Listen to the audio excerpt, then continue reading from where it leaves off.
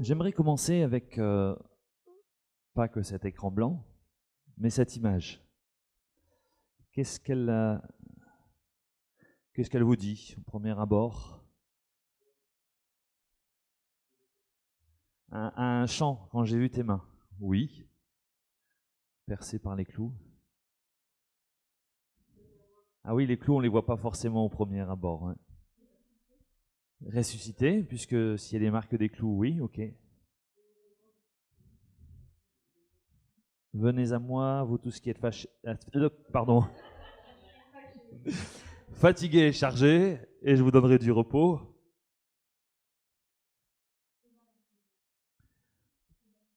Thomas qui a besoin de voir les trous pour croire, l'incrédule. Hein. L'accueil.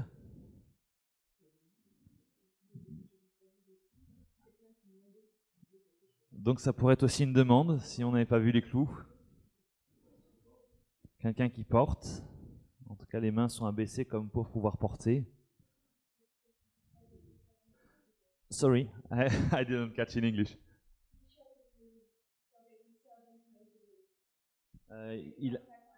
Il montre les trous dans les mains, donc il dit vous pouvez croire en moi. Pour que ses serviteurs, il manquait un mot. Merci. Yeah. Merci pour que ses serviteurs croient en lui. Beaucoup de choses finalement sur une image simple qui a été prise sur internet, donc il y a du copyright dessus, mais je vous la montre ici. Eh bien, c'est une image que j'aimerais prendre ce matin, que j'ai prise du coup, puisqu'elle est là, pour parler d'un verset bien connu. Matthieu 11, 28, et Carole n'était pas au courant de ce que j'apporte. Elle découvre toujours ici ce que j'ai sur le cœur. Venez à moi, vous tous qui êtes fatigués et chargés, et je vous donnerai du repos. Un verset connu, peut-être même archi connu. On aurait pu peut-être citer avec la référence. Bon, pas toujours, la référence, on les oublie parfois. Mais si j'avais commencé le verset, s'il n'avait pas été déjà donné, je pense qu'à peine commencé, vous auriez fini la phrase. C'est bien des versets connus, il en faut. C'est bien de connaître la parole, c'est bien de pouvoir la citer, bien de pouvoir s'en rappeler. Et puis, écrite ainsi, ça reste presque une lettre morte. Alors je mets des guillemets, vous avez entendu, j'ai mis un temps d'espace. Presque, parce que ça ne l'est pas. Mais ça peut le devenir si je fais que lire et je passe à autre chose. Alors j'aimerais m'arrêter sur 4 mots qui se trouvent dans ce verset. Et on va les prendre ensemble. Venez à moi, vous tous. C'est la seule condition que Dieu fixe. Tous. Quand Christ s'adresse, bien sûr, il s'adresse à la foule seulement qui est devant lui. Mais cette parole de Jésus n'est pas valable que sur l'instant présent. Donc à tous ceux qui se sentent fatigués et chargés, cette parole les concerne. Et ceux qui ne se sentent pas fatigués et chargés, ce verset-là ne vous concerne pas, en tout cas là tout de suite. Mais tous. Donc si à un moment donné, je réalise, parce que des fois on ne le réalise pas toujours, que je suis fatigué, que je suis chargé, rappelle-toi, rappelons-nous de cette phrase de Christ. Une grâce universelle. On n'a rien à faire, sinon d'être fatigué et chargé, mais ça, on n'a pas non plus grand-chose à faire pour porter beaucoup de choses et être fatigué. Alors c'est le deuxième mot que j'aimerais prendre. Fatigué, la définition, une des définitions, parce qu'il y en a d'autres, c'est être las ou épuisé. Soit par un dur travail, Et ça peut arriver quand on donne un effort assez important. Après, on dit « Oh, je suis fatigué ». C'est les forces physiques qui sont fatiguées à ce moment-là. Et si on fait attention, si on prend le repos, si on équilibre les choses, normalement le corps reprend sa vigueur. Mais ce n'est pas que du travail. Ça peut être aussi à force de porter des fardeaux, à force de porter du chagrin, des choses qui pèsent. Et ça fatigue. Des choses qui sont tristes de la vie, pour différentes raisons, peu importe la raison pourquoi c'est triste, pèsent sur nous, sur notre être intérieur, sur tout notre fonctionnement. Alors certains pourraient dire non, non, mais moi ça va, hein, moi j'entends et puis hop, c'est passé et tout va bien. Oui, bien sûr, on ne réagit pas tous de la même manière aux choses qui sont lourdes à porter. Et puis, je fais partie de ceux-là où j'ai l'impression que ça va, puis ça va encore, puis ça va toujours. Mais je sais que je ne suis pas le seul. Et puis à un moment donné, on se dit, mais tiens, depuis quand je suis fatigué? Et parfois on a du mal à se remémorer le moment. Parce que les choses s'accumulent, et qu'elles soient physiques, morales ou psychologiques, alors il y a une fatigue qui est là. Et si tu es concerné par ce cas de figure, alors tu fais partie de ce tous dont Jésus parle. Le mot suivant que j'aimerais prendre, c'est le mot chargé. J'aurais pu mettre fardeau au pluriel, puisque chargé est au pluriel. Charger, c'est placer un fardeau sur quelqu'un. Je n'ai pas désiré porter ça, mais je porte ça. Alors ça peut être volontaire ou involontaire. Ça peut être volontaire parce qu'on veut faire peser quelque chose sur quelqu'un. Et il y a des situations comme ça de la vie qui font qu'on met un fardeau sur quelqu'un. C'est peut-être pas à mon initiative à la base, mais la manière dont je gère les choses font que je vais faire porter un fardeau à quelqu'un. Mais c'est aussi utilisé comme symbole, comme métaphore, pour parler de rites, de préceptes qu'on doit forcément respecter et qui font peser un fardeau. Et là, dans le contexte de Jésus, c'est très simple. Nous voyons de qui il s'agit. C'est le Sanhédrin qui a pris la loi de Moïse et qui l'a transcrit de manière à essayer de la suivre.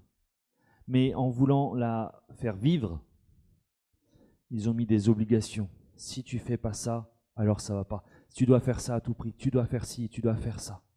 Et ils ont mis un poids dans la vie de ceux qui les écoutaient. Et Jésus parle aussi de cela dans ce mot chargé.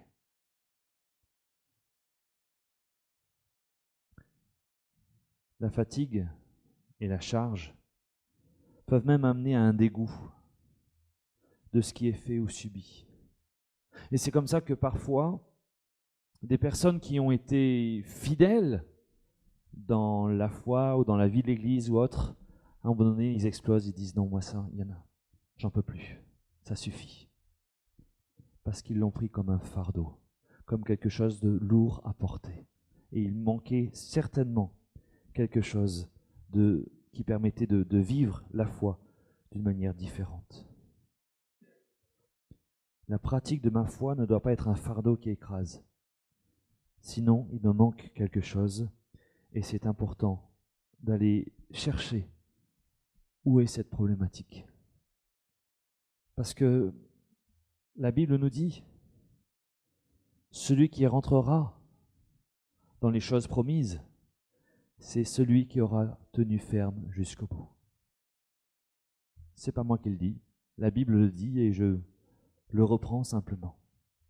Donc cherchons pour notre part et dans ce que nous vivons avec les autres à ce que nous ne mettions pas un poids, un fardeau dans la pratique de notre foi, afin qu'elle soit vivante. Fraîche et légère, j'ai envie de dire, même si parfois sur la route, il peut y avoir des embûches. Et le dernier mot qu'il y a dans ce verset, c'est le mot repos. Il a deux significations, c'est permettre à quelqu'un de cesser toute activité ou travail pour reprendre des forces. C'est pour ça qu'on ne peut pas travailler plus d'un certain nombre de jours et qu'il faut prendre un repos. Bon, après, quand ce repos, on fait plein d'autres choses, c'est une autre question. Mais le repos est fait pour que quelqu'un puisse se reposer. Mais il a un autre sens, c'est celui de rester tranquille dans une attente calme et patiente. Attendre calmement et patiemment. Et je crois que c'est le sens ici qui est donné. Il y a un autre traducteur qui a traduit ici, au lieu de « je vous donnerai du repos », c'est « je vous soulagerai ». J'enlèverai le poids. Et le fait d'enlever le poids permet de reprendre des forces, d'être plus tranquille, parce qu'on ne se fatigue pas, ou pas de la même manière en tout cas.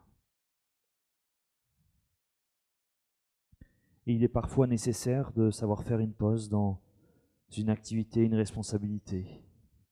Ce n'est pas un manque de faiblesse, c'est une preuve de sagesse pour moi. Mais ce que Jésus veut dire ici, c'est qu'il est possible de trouver la tranquillité de l'être tout entier, de mon être tout entier, de notre être tout entier, en lui et en lui seul. Être tranquille et être patient et dans le calme, c'est pas de l'inactivité.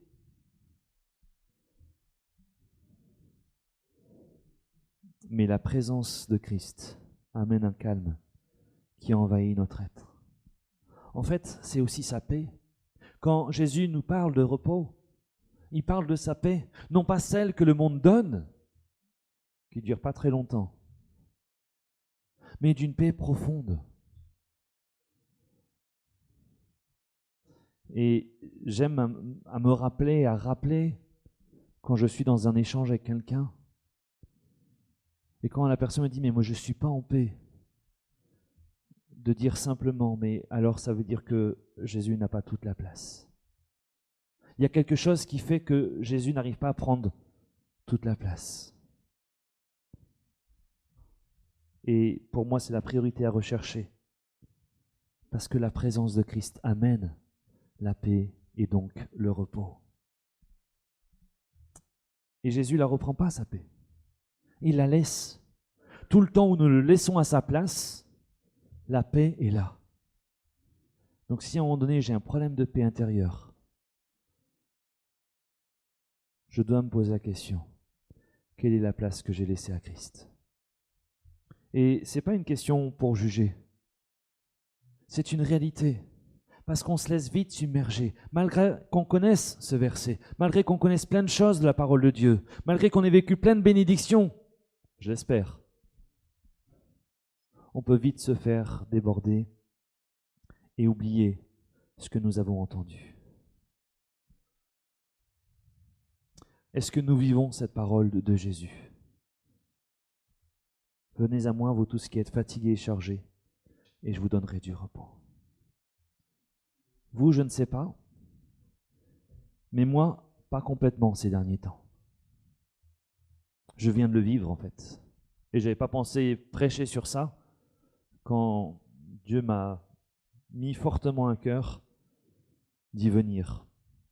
Et en fait, je suis venu avec ce verset sans savoir où il voulait aller, donc je vous partage simplement.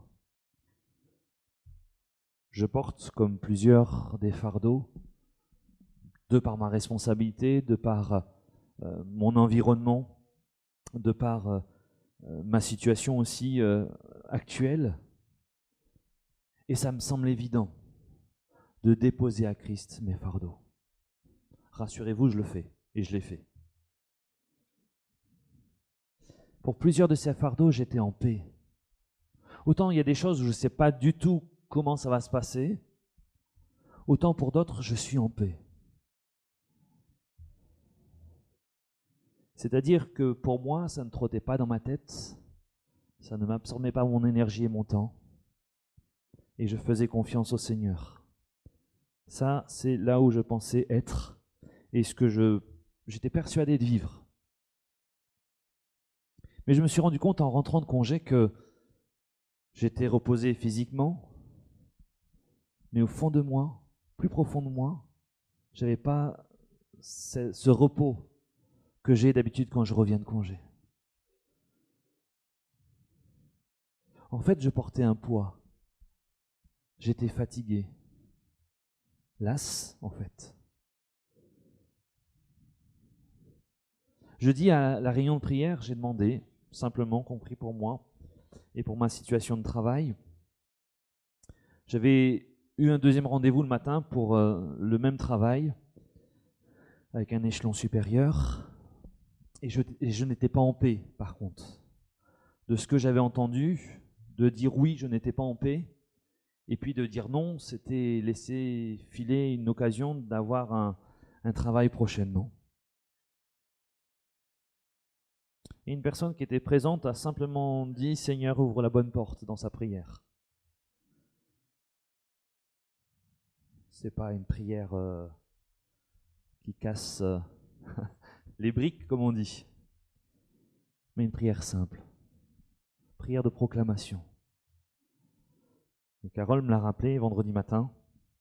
Et dit oui, mais je suis pas en paix avec cette proposition, et pourtant c'est une offre d'emploi que j'avais vue depuis déjà plus d'un mois et personne ne s'était présenté, un mois et demi même.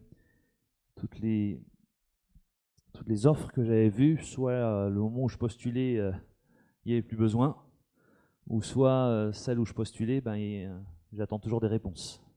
Elles vont peut-être arriver cette semaine.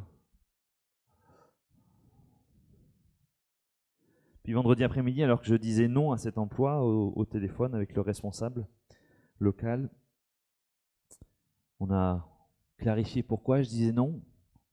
Et c'était une question d'agenda, de ne pas pouvoir connaître à l'avance, ce qui me semblait être un problème dans les charges que j'ai, et notamment la charge de l'Assemblée, de ne pas savoir d'un jour sur l'autre. C'est comme ça que j'avais compris les choses. Alors il en a échangé avec son responsable régional qui lui m'a rappelé. Et puis il a répondu, je pense tout à fait honnêtement, aux interrogations que j'avais et qui me faisaient dire non. Et puis il a commencé à dévoiler comment il voulait, il m'avait déjà dit un peu que mon profil l'intéressait très fortement. Bon, c'est intéressant à entendre ça dans un entretien, mais ça ne donne pas la réponse finale.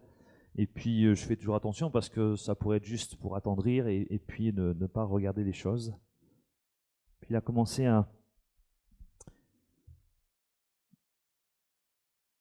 me dire qu'est-ce qu'il souhaitait en fait. Si je rentrais dans l'entreprise, qu'est-ce qu'il voulait faire de ce poste et le faire évoluer.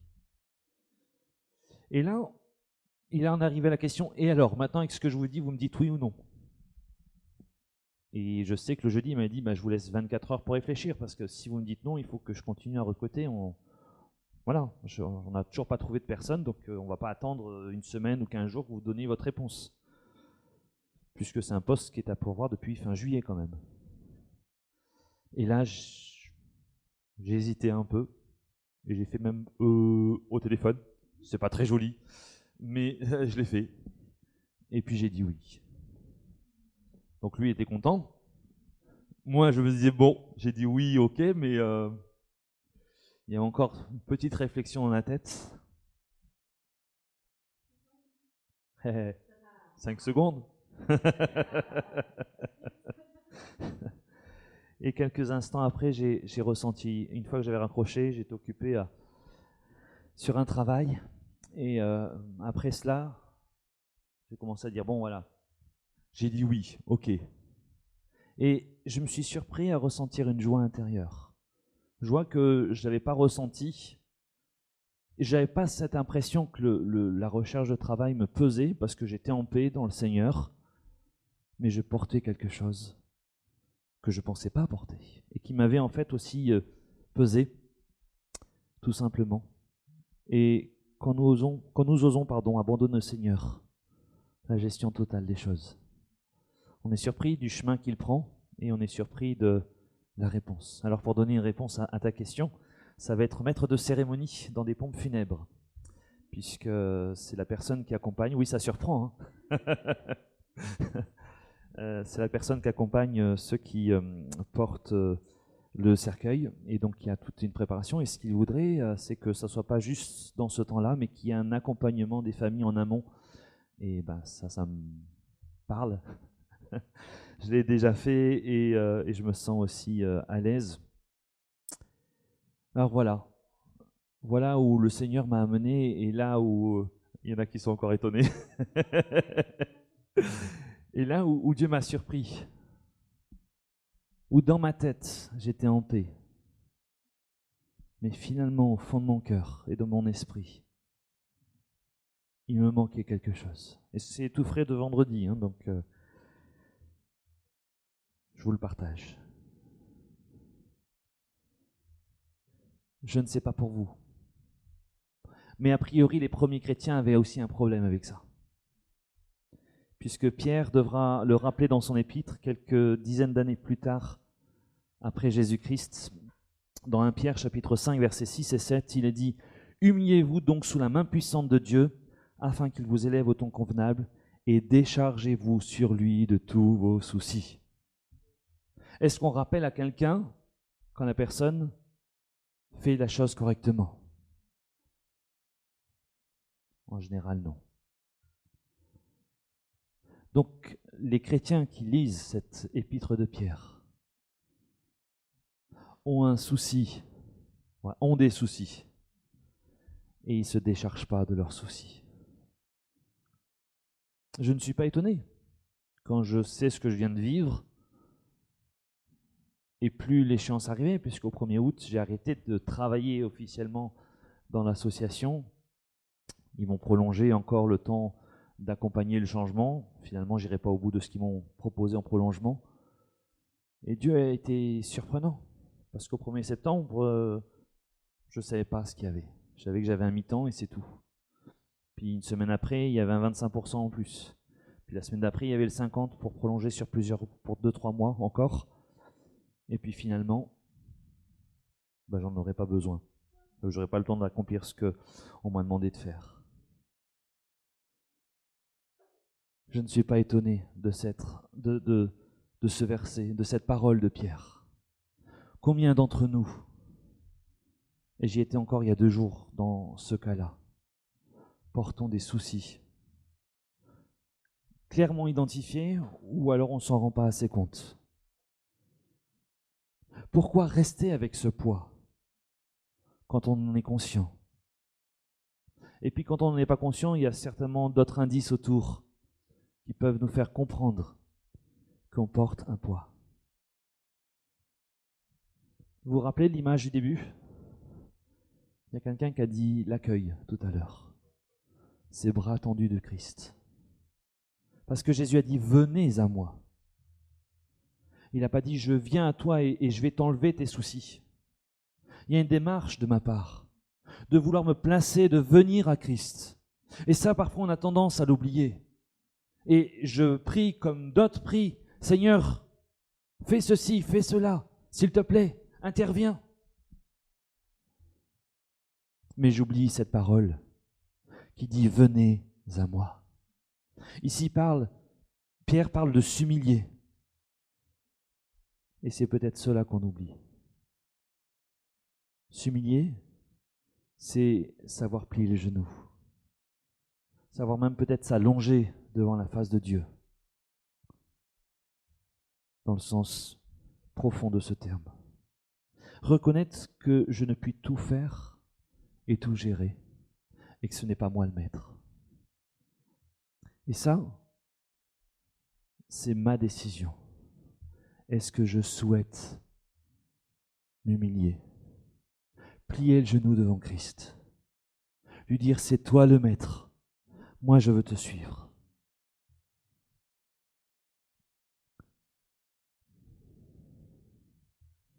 Alors le premier verset qu'on connaît très bien est suivi d'une deuxième parole de Christ. Prenez mon joug sur vous et recevez mes instructions, Matthieu 11, verset 9. Et si on aime bien ce premier verset, il ne faudrait pas découper le reste. Il faudrait le prendre avec. Et peut-être que là, on a un peu plus de mal. Parce que ça me demande autre chose encore. On aime entendre qu'en Jésus, il y a le repos parfait. Enfin, je ne sais pas vous, mais moi, j'aime entendre cela. Et j'aime dire que je peux être en repos dans le Seigneur. Mais est-ce que j'aime autant le verset suivant? Plus difficile de dire amen. Le joug, c'est une pièce, en général de bois, qui est posée sur un attelage de bétail. Cela a pour effet de conduire le bétail comme on l'entend, car il est limité dans ses mouvements. Et la paire, en plus, elle avance ensemble, parce que sans joug, un pourrait vouloir tirer à droite et l'autre tirer à gauche, ça serait compliqué. Alors je ne vais pas parler de la paire qui avance ensemble, mais je vais juste parler de ce joug. Est-ce que finalement prendre le joug, parce que c'est ce à quoi Jésus nous invite, il ne demande pas autre chose. Ce repos qu'il veut nous donner est conditionné avec la suite qui est là, de prendre ce joug. Vous allez me dire, mais c'est bizarre ça. C'est bizarre dans cet évangile où on parle de liberté retrouvée en Christ, alors qu'on était sous le joug de l'esclavage avant. Mais finalement, est-ce que ce fait de prendre le joug n'est pas signe ou manière de s'humilier, c'est-à-dire se placer sous l'autorité de Christ et ne plus chercher à mener ma barque comme je l'entends? Si j'accepte qu'il soit mon maître, pourquoi je n'accepterai pas qu'il est celui qui me conduit? Et là, je sais qu'on touche à un point sensible, parce que c'est encore plus compliqué de vivre cela.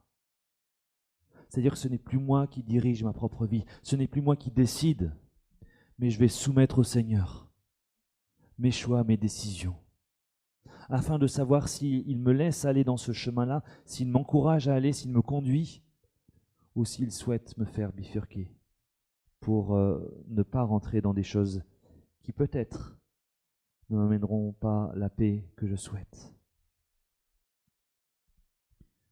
Cette promesse de Jésus d'être soulagé, parce que c'est une promesse, elle est là, il faut venir. Mais venir pas comme un distributeur automatique. J'ai soif, je mets une pièce, je retire ce que j'ai choisi, je me désaltère et je reviendrai quand j'aurai soif. L'image est un peu poussée, osée, je suis d'accord. Mais combien de fois on vit ainsi? Dieu, Christ, souhaite que je vienne et que je me laisse conduire par lui. Et c'est cela qui me permet d'être dans le repos. Venir à Christ, oui, mais chercher à le suivre, c'est ça qui va me donner le repos. Et on a un deuxième mot ici, recevoir mes instructions. Je n'ai pas regardé toutes les traductions, comment ils traduisent ce mot, mais en fait, le mot instruction n'existe pas en grec. En fait, il y a le verbe et il n'y a pas ce mot-là. Mais le verbe seul, il est un peu compliqué peut-être à traduire. Alors, ça ne veut pas dire que la traduction est fausse, hein. C'est juste qu'on s'enferme parfois dans une compréhension. Et je ne suis pas sûr que le mot instruction, ça soit quelque chose qu'on apprécie. Parce qu'on prend ça comme des « tu dois »,« tu es obligé »,« tu n'as pas le choix ». C'est ça, hein, les instructions dans un poste, dans une consigne, pour utiliser un outil, une machine. Il y a des instructions. Et si on en sort, eh ben, c'est pas garanti que ça fonctionne bien. Alors, si on voulait traduire le verbe qui est dans cette phrase en grec, pour recevoir mes instructions, littéralement, ça ferait à peu près ceci. Apprenez de moi à partir de là. Puisque, en fait, il y a deux mots, il y a le verbe et puis il y a un deuxième mot derrière. Et si on traduit les deux ensemble, ça donne cette expression. Apprenez de moi à partir de là. Bon, ça ne fait pas très joli en français. Hein. On n'a pas l'impression d'être au clair. C'est pour ça qu'on est à l'aise avec le mot instruction, même si on n'est pas prêt à forcément le vivre parfois. Le mot utilisé ici en grec pour apprenez de moi signifie apprendre ou être enseigné. Non seulement dans le savoir, et ça fait partie du mot de l'apprentissage. Il y a le savoir, connaître. Et pour connaître, il faut que je lise ce que Dieu m'a laissé, sa parole. Mais il y a aussi l'ouïe. Ce que j'entends, ça fait partie de l'apprentissage. Ce que j'entends autour de moi à propos de Dieu m'aide à grandir. Et puis il y a une troisième chose, c'est la pratique, par l'usage et la pratique que nous avons. Quand je pratique ma foi, j'apprends et je reçois de Dieu instruction pour ma vie. Donc dans ces trois mots en français, recevez mes instructions, il y a ces trois dimensions. La parole, ce que j'entends et ce que je pratique et ce qu'on pratique ensemble, puisque la foi n'est pas une pratique isolée. Donc bien sûr, la lecture de sa parole, et je ne vais pas l'enlever, on en a besoin pour apprendre. Mais il faut aussi la mettre en pratique. Cette même parole dans notre vie de tous les jours et dans la communauté que nous formons. Et si je me place sous l'autorité de Christ, alors je fais le choix de vouloir apprendre dans ces trois sens, si je peux prendre cette expression. Tout à l'heure, Eliane a, je crois que c'était sur le premier ou le deuxième chant, tu as parlé de qu'est-ce que j'ai appris de Dieu, qu'est-ce que Dieu est pour moi. Je l'ai noté comme ça, ce n'était pas tes mots exacts. Tu es merveilleux, tu fais, tu es. Qu'est-ce que j'apprends? Qu'est-ce que Dieu est pour moi? Et c'est bon de le dire, de le formaliser, de le proclamer, parce qu'en même temps, je l'entends. Oui, nul n'est comme toi.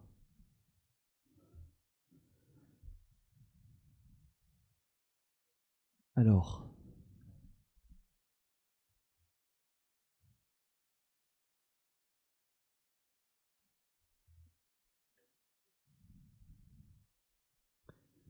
Jésus tend les bras. Je vais revenir au verset du début. Venez à moi.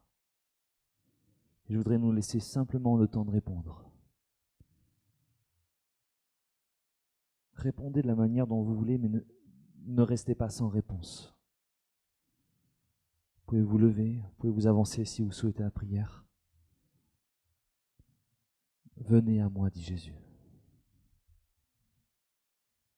Et que aucun poids, aucun fardeau, aucune charge, tout ce qui a pu être partagé là ne puisse t'écraser, ne puisse t'empêcher d'avancer, ne puisse t'empêcher d'être dans la paix du Seigneur, une paix profonde. Et avec ce désir de rechercher cette paix, ce repos, n'oublions pas ce deuxième verset, de prendre le joug du Seigneur. Et je crois que c'est aussi une chose importante qu'on oublie, de dire et de proclamer, oui Seigneur, je me place sous ton autorité. Oui, je suis prêt à t'obéir. Oui, je suis prêt à te suivre.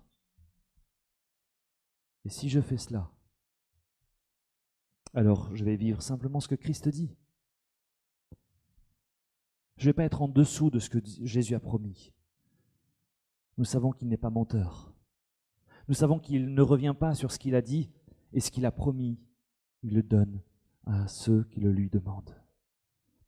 Est-ce que tu veux faire partie de ceux qui demandent ce matin? J'aimerais prendre un temps de prière et de réponse, que vous puissiez répondre dans le silence ou dans la prière à haute voix, parce qu'il est aussi bon de proclamer. Mais ne reste pas à porter ce poids, ce fardeau qui t'enlève la paix, le repos.